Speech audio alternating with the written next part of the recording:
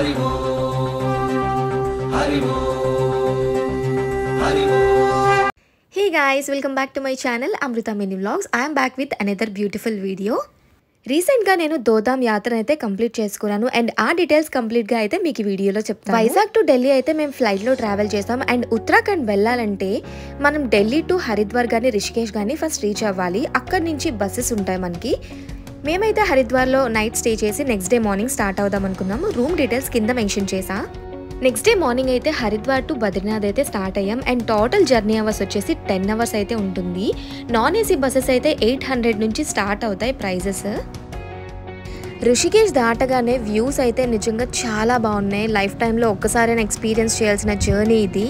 Weather కూడా చాలా కోల్డ్గా మారిపోయింది. ఇప్పుడైతే దేవ్ ప్రయాగ్ రీచ్ అయిపోయాం.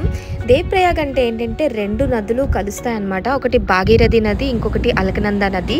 చూసారా కలర్ డిఫరెన్స్ ఎలా ఉంది? ఈ 2 నదులు కలిసి గంగా నదిగా మారుతుంది అండ్ దీన్ని అయితే ఒక సంగమం అంటారు. బద్రీనాథ్ రీచ్ అయ్యేటప్పటికి చాలా నైట్ అయిపోయింది. ఇది నెక్స్ట్ డే మార్నింగ్ షూట్ చేస్తున్నా. Good morning from Badrinath. ఈరోజు అయితే పుష్కర స్నానంకి వెళ్తున్నాము మానా విలేజ్కి. బ్యాక్ సైడ్ చూసారా ఎంత బాగుంది వ్యూ. స్టార్ట్ అయ్యే ముందు వేడి వేడి ఛాయ్ పడాల్సిందే అండ్ ఇలాంటి వెదర్లో ఛాయ్ తాగుతుంటే ఆ కిక్కే వేరప్ప. ఇప్పుడైతే మానా విలేజ్ స్టార్ట్ అవుతున్నాం. ఇక్కడ నుంచి 5 కిలోమీటర్స్ ఉంటుంది. ఇది బద్రీనాథ్. ఇక్కడ నుంచి మానా విలేజ్ 5 కిలోమీటర్స్. నేను స్టే చేసిన ప్లేస్ అదే. మీలో ఎవరైనా బద్రీనాథ్ ప్లాన్ చేస్తే మాత్రం స్టే మాత్రం పక్కాగా కార్ పార్కింగ్ దగ్గరలో తీసుకోండి. అదైతే అన్ని ప్లేసెస్కి మిడిల్లో ఉంటుంది. ఇక్కడ నుంచి అయితే కార్లో స్టార్ట్ అయ్యాం మానా విలేజ్కి. మానా విలేజ్ని ఇండియాస్ ఫస్ట్ విలేజ్ అని అంటారు. ఎందుకంటే ఇది చైనాతో బార్డర్ షేర్ చేసుకుంటుంది.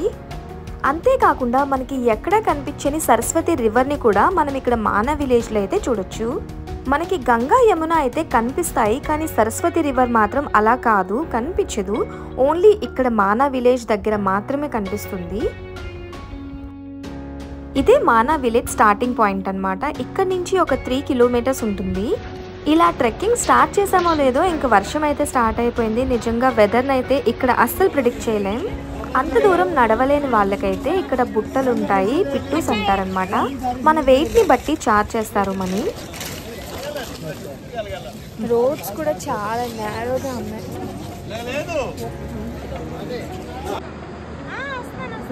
నడుచుకున్నాను అక్కడ చాలా అడ్వెంచరస్గా ఉంది జర్నీ అయితే మాత్రం. ఇప్పటి వరకు ఓకే, చూద్దాం ఎలా ఉంటుందో నెక్స్ట్. ఇప్పుడు మీకు మానా విలేజ్ స్టోరీ చెప్తాను. అసలు మానా విలేజ్ స్టోరీ ఏంటంటే, కురుక్షేత్రం తర్వాత పాండవులు ఇక్కడికి వచ్చారని చెప్తుంటారు. ఎందుకంటే కౌరవుల్ని చంపినందుకు పాండవులకి పాపం తగిలిందని చెప్పి ఆ పాప విమోచనం కోసం అయితే ఇక్కడికి వచ్చారంట. ఇదే వేలో నడుచుకుంటూ ఇంకా స్వర్గానికి అయితే వెళ్ళిపోయారంట. దాన్ని రిప్రజెంట్ చేస్తూ ఇక్కడ పంచపాండవుల విగ్రహాలు కూడా పెట్టారు.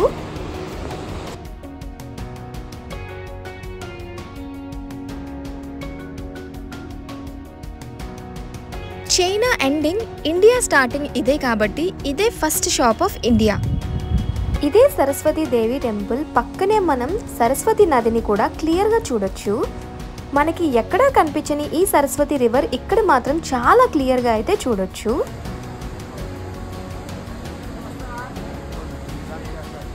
ఇప్పుడైతే పుష్కర స్నానం కోసం కిందకైతే వెళ్తున్నాం. అసలు పుష్కరాలంటే ఏంటంటే, ఇది 12 సంవత్సరాలకి ఒక నదికి అయితే వస్తుంది. అంటే ఎవ్రీ నదికి ఒకసారి అయితే వస్తుంది సంవత్సరంలో. సో ఆ పర్టికులర్ టైంలో ఏ నదికి అయితే పుష్కరం వస్తుందో అందులో మనం స్నానం చేసినట్లయితే చాలా మంచిది అని చెప్తుంటారు. ట్రెక్కింగ్ అయితే కొంచెం కష్టంగానే ఉంది, కానీ ఆ వ్యూస్ చూస్తూ నడుస్తుంటే అస్సలు కష్టం తెలియట్లేదు. హెవెన్, నిజంగా హెవెన్ అబ్బా.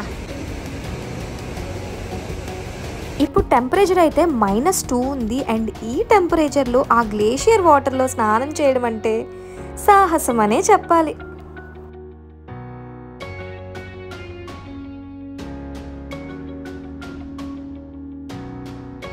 అలా సక్సెస్ఫుల్గా సరస్వతి పుష్కరాలను అయితే కంప్లీట్ చేసుకున్నాను. అండ్ నా బ్యాక్గ్రౌండ్ చూసారా, ఒక్కసారి రివర్ ఫ్లో ఎక్కువైపోయింది. ఇంకా అక్కడ ఎక్కువసేపు ఉండడం కరెక్ట్ కాదని మూవ్ అయిపోయాం. ఇదంతా మంచు కరిగి వాటర్లా అవుతుంది కదా, గ్లేషియర్ వాటర్ కదా. సో ఇందులో స్నానం చేయడం వల్ల హ్యాండ్స్ ఇంకా లెగ్స్ ఫుల్ తిమ్మురెక్కిపోయాయి. కొంచెంసేపు రెస్ట్ తీసుకొని తర్వాత అయితే సరస్వతి దేవి టెంపుల్కి అయితే స్టార్ట్ అయ్యాను. టెంపుల్ పక్కనే సరస్వతి రివర్ కదా, ఆ సౌండ్ ఇంకా చూడడానికి కూడా చాలా బాగుంది. అండ్ ఇక్కడైతే మనం బ్రహ్మని ఇంకా సరస్వతి దేవిని దర్శించుకోవచ్చు. మన విలేజ్ అయితే ఎక్స్ప్లోర్ చేసేసాం. ఇప్పుడైతే బద్రీనాథ్ టెంపుల్కి వెళ్తున్నా. ఇదే అలకనంద రివర్. మనం టెంపుల్కి వెళ్ళాలంటే ఈ అలకనంద రివర్ క్రాస్ చేసుకుంటూ వెళ్ళాలి. దానికోసం మనకి ఇక్కడ బ్రిడ్జ్ కూడా ఉంటుంది. వీడియో తీసుకుందామని ఇక్కడ నేను బుట్ట కూడా ట్రై చేశాను. అండ్ నాకైతే దర్శనం టైం 1 అవర్ అయితే పట్టింది. ఈ టెంపుల్ 6 మంత్స్ మాత్రమే ఓపెన్లో ఉంటుంది. అండ్ మిగతా 6 మంత్స్ అయితే ఫుల్ మంచుతో కప్పబడి అయితే ఉంటుంది. టెంపుల్ని క్లోజ్ చేసే ముందు అఖండ దీపం పెట్టి క్లోజ్ చేస్తారంట. 6 మంత్స్ తర్వాత ఓపెన్ చేసి చూస్తే ఆ దీపం అలానే ఉంటుందంట. నిజంగా ఎంత మిరాకిల్ కదా.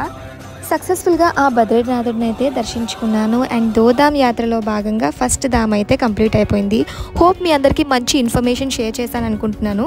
వీడియో నచ్చినట్లయితే లైక్ చేసి నా ఛానల్ని సబ్స్క్రైబ్ చేసుకోండి. Bye bye.